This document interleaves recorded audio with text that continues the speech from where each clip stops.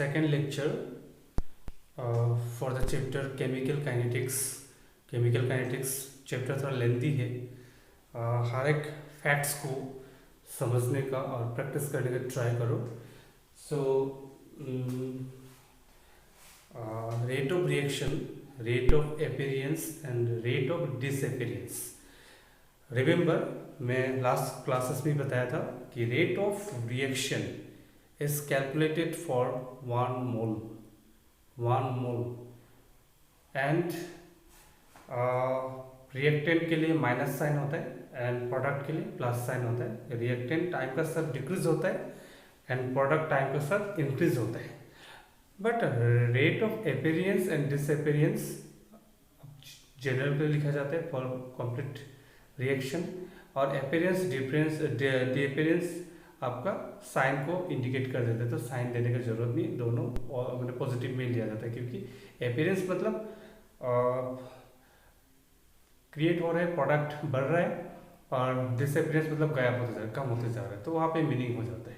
सो यहाँ पे मैं और एक न्यूमेरिकल सोल्व करा रहा हूँ। So reaction is given 2N2O5 is equal to 4Na nitrogen dioxide plus oxygen if rate of appearance of NO2 is 2 mole per liter per second. So find rate of reaction and rate of disappearance of NO2O5. So सबसे पहले हम लोग rate of appearance दिया हुआ है उसको लिखते हैं। Rate of appearance of NO2 nitrogen dioxide. तो अपीयरेंस के लिए आपको डिवीजन की कोई जरूरत नहीं है, और जनरल रिएक्शन के लिखा जाता है। तो delta NO2 by delta T is equal to कितना है 2 मोल पर लीटर पर सेकंड, व्हिच इज गिवन दिया हुआ। और एक बात है, रेट ऑफ रिएक्शन हम लोग कोई भी रिएक्टेंट या कोई भी प्रोडक्ट के लिए लिख सकते हैं, सबके लिए क्या होता है सेम होता है। तो इस रिएक्शन के लिए हम रेट ऑफ रिएक्शन इसका रिस्पेक्ट में भी लिख सकते हैं, इसका रिस्पेक्ट में लिख सकते हैं, इसका रिस्पेक्ट में भी लिख सकते हैं। तो मैं आपको इसका रिस्पेक्ट में रेट ऑफ रिएक्शन मैं NO2 का रिस्पेक्ट में लिख रहा हूँ, NO2 नाइट्रोजन डाइऑक्साइड। तो delta NO2 by delta T 1/4 से डिवाइड करना पड़ेगा, क्योंकि 1 मोल के लिखना है, यहाँ पे कितना मोल है 4 मोल है, तो 1/4। सो 1/4 को मैं एज इट इज रखा, और what is this? This is rate of appearance. Rate of appearance 2 मोल पर लीटर पर सेकंड दिया हुआ है, ऑलरेडी दिया हुआ है। सो उसका जगह हम लोग कितना पुट किया, 2 पुट किया। सो डिवाइड करें तो हाफ मोल पर लीटर पर सेकंड, ये होगा rate of reaction. So rate of reaction में NO2 का फॉर्म में लिखा है, अगर O2 का फॉर्म में लिखेंगे तो सेम वैल्यू आएगा, और इसका टर्म्स में लिखने से भी सेम वैल्यू आएगा। हाँ, और एक बात है, यहाँ पे डिक्रीज अपीयरेंस हो रहा है, सॉरी रेट ऑफ रिएक्शन हम प्रोडक्ट का रेस्पेक्ट में लिख रहे हैं, तो ये पॉजिटिव में आएगा। अगर रिएक्टेंट रेस्पेक्ट में लिखोगे तो क्या होगा, नेगेटिव होगा। So again we can write rate of reaction इसका रेस्पेक्ट में लिख दिया, माइनस साइन क्योंकि ये रिएक्टेंट है, सो माइनस 1/2, 1 मोल के लिए लिखा तो 2 मोल के लिए दिया हुआ है, तो 2 से डिवाइड होगा।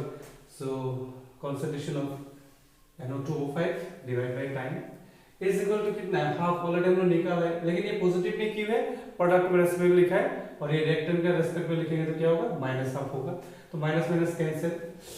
लेकिन हम लोग को निकालना है rate of disappearance of NO2O5, तो हाफ नहीं चाहिए, हाफ उधर लेके जाओ। सो इतना रख के माइनस माइनस कैंसिल हो गया, हाफ उधर जाएगा तो क्या होगा, उधर उल्टा हो जाएगा, 2 हो जाएगा, तो 2 कैंसिल, तो 1 मोल लीटर पर सेकंड, 1 मोल लीटर पर सेकंड हो जाएगा आपका rate of disappearance of N2O5। तो आपको घुमा के उल्टा पल्टा करके भी क्वेश्चन पूछ सकते हैं, तो आपको समझना है।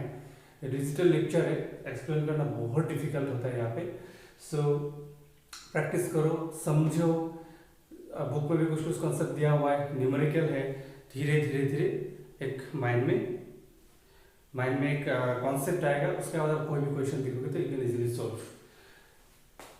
तो ये था मेनली, मैंने लगभग 3-4-5 न्यूमेरिकल करा दिया, rate of appearance, rate of reaction, rate of disappearance. Entrance पे भी इस रिलेटेड इस टाइप के क्वेश्चन होता है, उतना टफ भी नहीं होता है। सो नेक्स्ट हो गया आपका इंस्टैन्टेनियस रेट। मैं अभी जितना भी बातें किया एवरेज रेट का बातें किया, इसलिए डेल्टा यूज किया। इंस्टैन्टेनियस का मतलब है बहुत कम टाइम में मैक्सिमम जो रिएक्शंस होगा आपका रेट ऑफ रिएक्शन चेंज होता रहेगा, टाइम के साथ साथ चेंज होता रहेगा। सो जब चेंज होता है, मैं पहले भी 11 में बहुत सारा इसमें कॉन्सेप्ट पता है, जब चेंजिंग होता है तो हम लोग डिफरेंशियल फॉर्म में लिखना होता है। सो इंस्टेंटेनियस मतलब डिफरेंशियल फॉर्म। सो रिएक्शन ले रहा है 2a + 3b = 4c।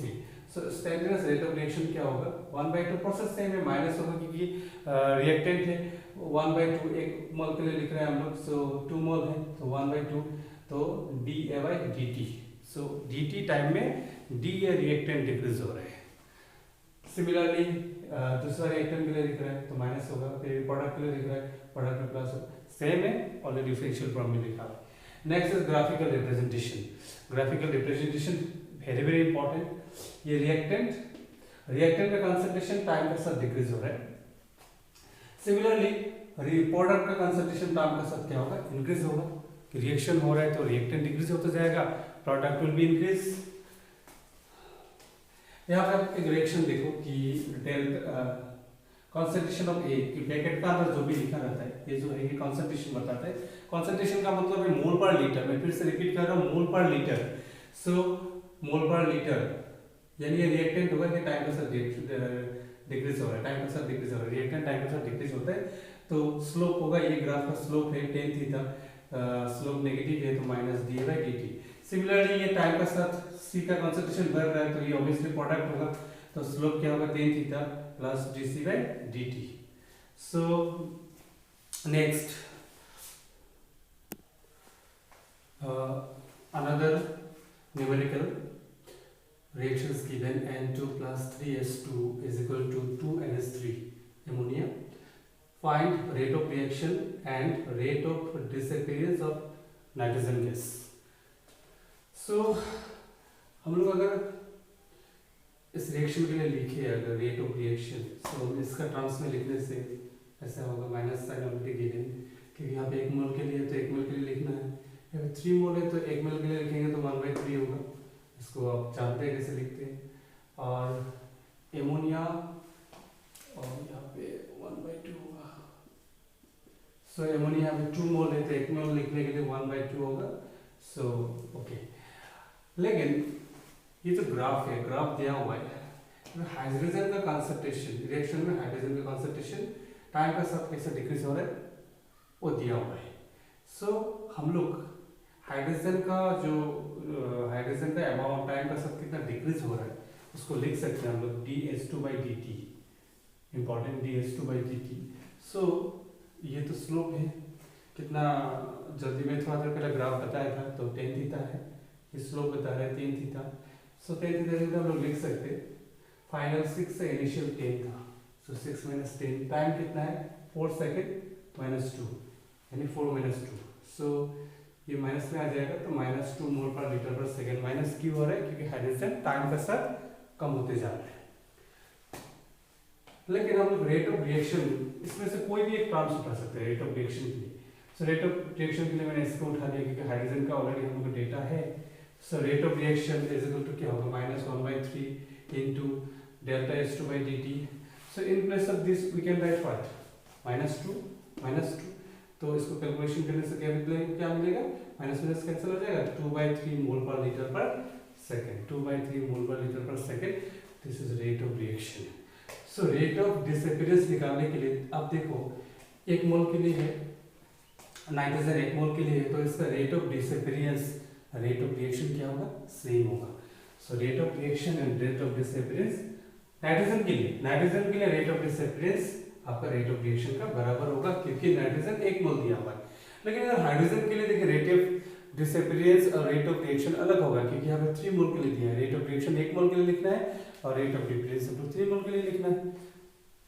तो नेक्स्ट और एक न्यूमेरिकल में ले रहा हूँ, 2p + 3q = r। This 2 are reactant, this is product.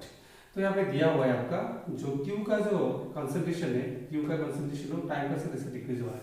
Here angle is given 45 degree, तो ये कितना हो जाएगा 135। सो रेट ऑफ रिएक्शन हम लोग Q का रेस्पेक्ट में लिखेंगे तो क्या होगा, -1/3, 3 मोल दिया हुआ है, dQ/dt व ΔQ/ΔT। सो ये क्या है, dQ/dt मतलब tan थीटा सिखाया था मैंने, tan थीटा। सो टेन थीटा, थीटा कितना है 135 डिग्री और 135 का -1 होता है। सो कैलकुलेशन करने से क्या होगा 1/3 मोल पर लीटर पर सेकंड, ये हो जाएगा आपका रेट ऑफ रिएक्शन। और रेट ऑफ रिएक्शन इसके लिए जितना होगा इतने लिए उतना ही होगा, इसके लिए उतना ही होगा क्योंकि हम लोग सब 1 मोल के लिए लेते, यूनिट में लेते, यूनिट मोल में लेते, तो ये जितना कम हो रहा है वो इतना बढ़ेगा। तो सबके लिए क्या है सेम है, तो रेट ऑफ रिएक्शन, सॉरी हाँ रेट ऑफ रिएक्शन इतना हो गया। और अभी आर का रेट ऑफ रिएक्शन, आर तो 1 मोल के लिए, तो 1 मोल के लिए होगा तो रेट ऑफ रिएक्शन और रेट ऑफ अपीयरेंस क्या होगा सेम होगा। So rate of appearance of R and rate of reaction will be same क्योंकि 1 मोल के लिए है। So mainly rate of reaction, rate of appearance, rate of disappearance, उसके लिए बहुत सारे न्यूमेरिकल कराए। अभी हम लोगों को मेनली डिटेल जानना है factor affecting rate of reaction, details क्या क्या फैक्टर का ऊपर रेट ऑफ रिएक्शन डिपेंड करता है। तो number 1 nature of reactant, already मैंने बोल चुका हूँ कि जो आयनिक रिएक्टेंट होता है उसका रिएक्शन बहुत फास्ट होता है। ये रिएक्शन उल्लेख दिया गया, sodium chloride react with silver nitrate produce silver chloride and sodium nitrate. So ये आयनिक रिएक्शन है, इसका रेट ऑफ रिएक्शन बहुत फास्ट होता है, बहुत फास्ट होता है, 10⁻⁻⁶ सेकेंड में ही रिएक्शन कंप्लीट हो जाता है। जैसे हम लोग सॉल्ट एनालिसिस करते हैं लैब में, तो सॉल्ट एनालिसिस में भी आपका सॉल्ट एनालिसिस जितना भी हम लोग करते हैं वहाँ पे भी हम लोग देखा है कि बहुत कम टाइम में रिएक्शन हो जाता है। एंड कोवेलेंट रिएक्शन जो होता है इसको this is also called molecular reaction. So इसका रेट ऑफ रिएक्शन मॉडरेट होता है, स्लो भी नहीं होता है, बहुत स्लो भी नहीं होता है, बहुत फास्ट भी नहीं होता है। थर्ड हो गया आपका होमोजेनियस रिएक्टेंट का रेट ऑफ रिएक्शन हेटेरोजेनियस का ज़्यादा होता है। होमोजेनियस का मतलब ऑल रिएक्टेंट का जो फेज है वो सेम है, सब रिएक्टेंट अगर गैस में हो तो गैस में होना है। होमोजेनियस में कोलिजन ज़्यादा होता है, कोलिजन थ्योरी का कॉन्सेप्ट है, आगे जाके डिटेल्स मिल जाएगा। और rate of reaction directly proportional to stability of product. जब रिएक्शन होता है तो जैसे मान लीजिए कि रॉड है, रॉड को पानी में रख देते हैं तो कुछ दिन के बाद तो रस्ट लग जाता है, इसका मतलब है rust more stable then what iron, इसलिए तो रस्ट बनता है। प्रोडक्ट बनता है क्यों, स्टेबल होने के लिए बनता है। तो रिएक्टेंट जितना प्रोडक्ट जितना स्टेबल होगा उतना वो स्पीड में रिएक्शन होना चाहेगा। सो प्रोडक्ट का स्टेबिलिटी ज़्यादा होगा तो रेट ऑफ रिएक्शन ज़्यादा होगा, और रिएक्टेंट जितना अनस्टेबल होगा व स्टेबल ज़्यादा होगा तो इनवर्सली प्रोपोर्शनल है। रिएक्टेंट अगर स्टेबल तो रिएक्शन नहीं होगा, इनवर्सली प्रोपोर्शनल है, यानी रिएक्टेंट जितना अनस्टेबल होगा उतना रेट ऑफ रिएक्शन क्या होगा ज़्यादा होगा। फिर नंबर 2 है मतलब नेचर ऑफ रिएक्टेंट का, ये 4 पॉइंट था। ये नंबर 2 है physical state of reactant, physical state. तो गैसेस रिएक्शन का स्पीड बहुत फास्ट होता है क्योंकि गैसेस में कोलिजन ज़्यादा होता है, कोलिजन थ्योरी का कॉन्सेप्ट। एंड एक्चुअली ये 3rd पॉइंट होगा, गलती से लिख दिया। सो surface area of the reactant very very important.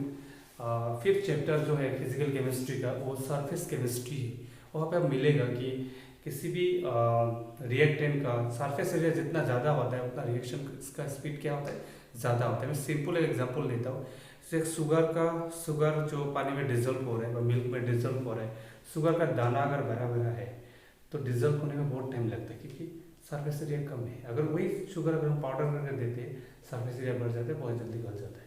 तो सरफेस एरिया जितना बड़ा होगा रिएक्टेंट का उतना रिएक्शन का स्पीड क्या होगा फास्ट होगा। नेक्स्ट है इंटेंसिटी ऑफ लाइट। कोई रिएक्शन होते हैं फोटोसिंथेसिस सेंसिटिव, जैसे आपका पोटेशियम सीजियम प्लेट है, सोलर प्लेट है, वहाँ पे जो फोटो इलेक्ट्रिक रिएक्शंस होता है वो लाइट का इंटेंसिटी जितना ज़्यादा होगा उतना आपका रिएक्शन स्पीड में होगा। वो आपका 12 में जो फिजिक्स से ड्यूअल नेचर ऑफ मैटर वहाँ भी डिटेल्स मिल जाएगा। एंड नेक्स्ट कैटालिस्ट हमेशा एक शॉर्टकट रूट क्रिएट करता है रिएक्शन के लिए। सो कैटालिस्ट देने से रेट ऑफ रिएक्शन बढ़ जाता है। टेम्परेचर ऑब्वियसली बात है, टेम्परेचर के हम लोग आयनिक इक्वेशन पढ़ेंगे, वहाँ पे हर एक 10 डिग्री सेल्सियस अगर बढ़ जाता है तो रेट कांस्टेंट डबल हो जाता है। तो टेम्परेचर का बहुत बड़ा रोल है इन केमिकल रिएक्शंस में।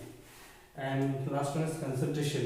कंसंट्रेशन बहुत इंपॉर्टेंट टर्म्स है। कंसंट्रेशन एक बात है, कंसंट्रेशन टर्म्स फिर इंपॉर्टेंट होगा जब रिएक्टेंट कितना रिएक्टिव है, अगर उसका कंसंट्रेशन ज़्यादा है तो रेट बहुत ज़्यादा हो जाएगा, rate of reaction. So next जो हम लोग का अभी लेक्चर होगा मेनली कंसंट्रेशन टर्म्स में ही होगा। रेट लो हम लोग पढ़ेंगे, वहाँ पे अलग अलग रिएक्टेंट को हम लोग कंसंट्रेशन चेंज करके रेट ऑफ रिएक्शन निकालेंगे, कौन सा कंसंट्रेशन का ऊपर, कौन सा रिएक्टेंट का कंसंट्रेशन का ऊपर रिएक्शन का रेट डिपेंड कर रहा है। सो बहुत डिटेल्स होगा वहाँ पे, बहुत डिटेल्स होगा। तो मैंने जितना अभी तक बताया ट्राई करो प्रैक्टिस करने के लिए। और मैं एक बात बता रहा हूँ, अगर साइंस का स्टूडेंट हो, साइंस के स्टूडेंट का पैशंस होना बहुत ज़रूरी है, पैशंस होना बहुत ज़रूरी है। मैं पहले भी बताया था, बहुत सारे स्टूडेंट हो, अभी आप कौन कौन वीडियो देख रहे हो मुझे पता नहीं, बहुत कोई है मैं पढ़ाता वक्त देखा हो कि आप क्वेश्चंस कर पाते हो, बाद में आप भूल जाते हो, कंफ्यूज हो जाते हो, क्योंकि आपका नॉलेज का एक्सपीरियंस नहीं होता है। नॉलेज का एक्सपीरियंस तभी होगा जब आप क्वालिटी टाइम दोगे, दिल से प्रैक्टिस करोगे, जानने के लिए प्रैक्टिस करोगे, मार्क्स के लिए नहीं। मार्क्स तो मिलेगा ही आपको अगर आप चैप्टर अगर क्लियर है, कभी भी क्वेश्चन पूछने से क्या आंसर, लेकिन आपको फैक्ट को समझना है। एट लीस्ट आप मिनिमम 5 to 6 आवर बैठना है शांति से। और जब आप बैठ रहे हो पढ़ाई लेके, अब दिमाग में इधर उधर का थॉट्स नहीं आना है।